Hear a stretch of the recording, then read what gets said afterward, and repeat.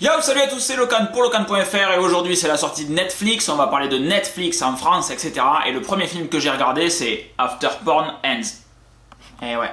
Push the tempo, push the tempo, push the tempo, push the tempo, push the tempo, push the tempo, push the tempo, push the tempo.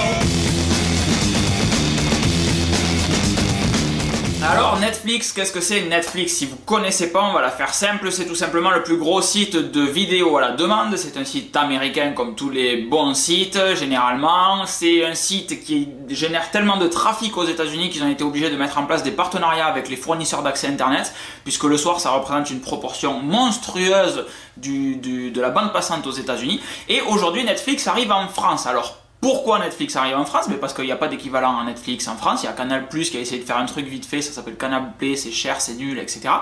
Et ils se sont dit, on va tenter chez les petits froggies, mais il y a quelques petits problèmes. Le petit problème, c'est qu'aux États-Unis, quand un film sort au cinéma, il peut être très facilement et très rapidement proposé en vidéo à la demande. En France, c'est pas du tout comme ça. Il y a ce qu'on appelle la chronologie des médias, qui fait que quand un film sort au cinéma, il faut attendre quelques mois avant qu'il soit proposé à la télé, il faut attendre quelques mois avant qu'il soit proposé en DVD et Blu-ray, et il faut attendre quelques mois avant qu'il soit proposé en vidéo à la demande, soi-disant pour ne pas cannibaliser les ventes d'entrée au cinéma. Les dernières études montrent que ça n'a rien à voir, qu'un film peut très bien être proposé en vidéo à la demande et faire aussi des entrées au cinéma, que les vidéos à la demande peuvent compenser les ventes au cinéma, etc. Enfin bref, en France on est toujours un petit peu con, donc on reste avec une chronologie des médias super longue, je crois que c'est 2 ou 3 ans, il faut attendre 2 ans au minimum avant qu'un film qui est sorti au cinéma soit disponible à la télé ou en vidéo à la demande. Et c'est là qu'est le petit problème avec Netflix, c'est que comme ils proposent un service en France, ils sont obligés de se conformer aux lois françaises, c'est-à-dire de respecter cette chronologie des médias.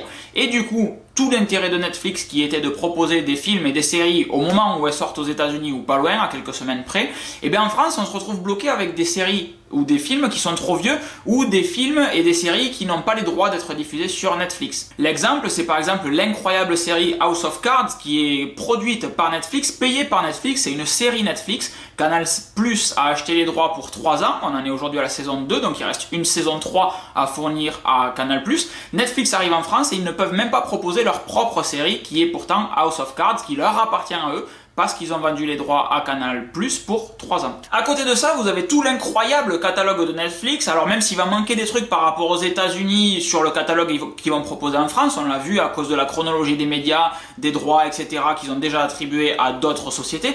Mais à mon sens, il est totalement con de comparer Netflix, l'offre de Netflix française avec l'offre de Netflix US, puisque justement on n'a pas du tout les mêmes limitations. La seule et unique vraie question pour l'arrivée de Netflix en France, c'est est-ce que ça apporte des trucs en plus par rapport à l'offre qui était déjà existante avant que Netflix arrive. Et là, oui, c'est énorme. La différence est monstrueuse par rapport à Canal Play. Ce n'est pas cher du tout si vous voulez de la HD. Moi, ma télé n'est pas 4K, j'ai aucun intérêt à prendre de la 4K.